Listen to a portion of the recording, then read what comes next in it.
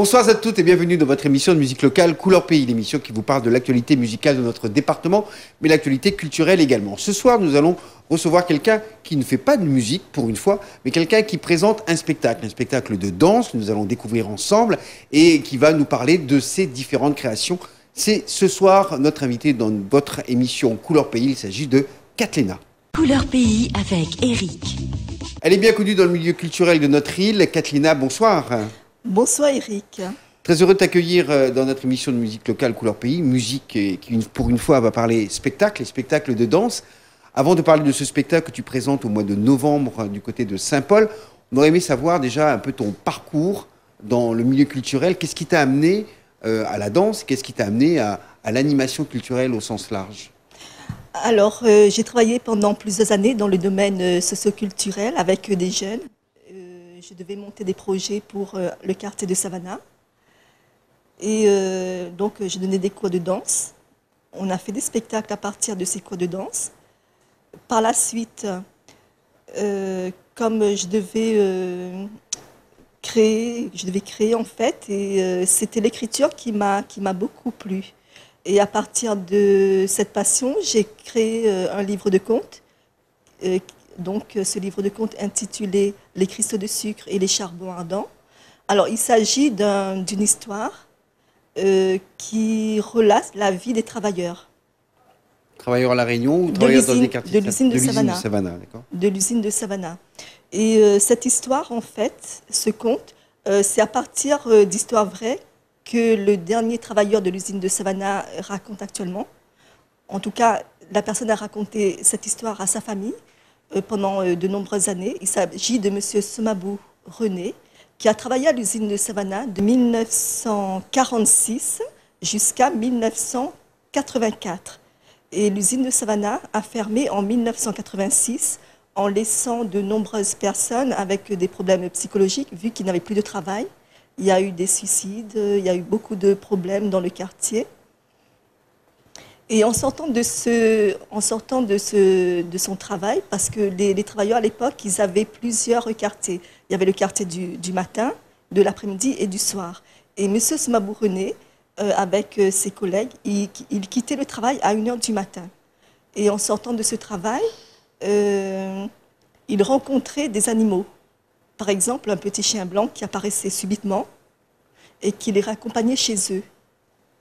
Et dans le quartier, on dit que s'il s'agit d'un petit chien blanc, c'est quelqu'un de leur famille qui les protège jusqu'à ce qu'ils rentrent chez eux. Et aussi, il y a eu un autre animal qui s'appelle, vous connaissez le fouquet? Un petit peu, oui. Oui. Alors le fouquet, c'était un oiseau qui nous faisait peur parce que moi j'ai vécu à Savannah, dans ce quartier, de 2 ans jusqu'à 15 ans. Alors ce fouquet, quand il se mettait dans le cocotier, il criait, mais on était vraiment effrayés. Terrorisés. Ouais. Et alors les gens du quartier, ils disent qu'ils avaient peur de cet oiseau parce que c'était signe de mauvais présages. Donc toutes ces histoires, je les ai collectées. Je travaille avec M. Somabou depuis 5 ans sur ce projet. Et là, enfin, le livre a vu le jour. Voilà, il a vu le jour. Et à partir de ce livre, on va faire un spectacle.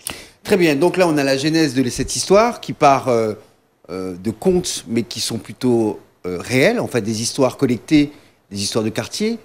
Alors, est-ce que ce sont des faits qui se sont passés ou ce sont des faits racontés, transformés, enjolivés et peut-être imaginés aussi, parce que des fois, c'est les contes et légendes, hein, ça fait un petit peu partie de ça. Oui. Alors, il y a une part de réalité, sans doute.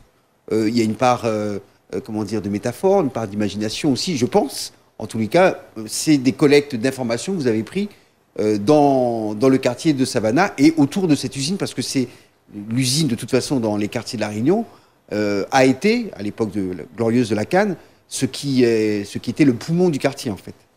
Et à travers l'histoire de cet individu, donc on a une vie de quartier avec ses histoires, ses contes, ses légendes, et cela a donné naissance à un conte.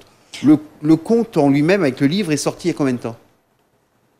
Alors, le conte, en ce moment, il est en cours d'impression. D'accord. Mais on fait Alors, on est vraiment dans le... voilà, C'est chaud. C'est chaud, c'est chaud.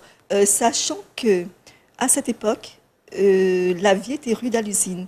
Les gens qui travaillaient dans les champs de cale, dans la chaleur, toutes ces personnes qui nous ont transmis la valeur du travail, le courage, un mode de vie différent de maintenant. Ils vivaient d'agriculture, ils vivaient de nature.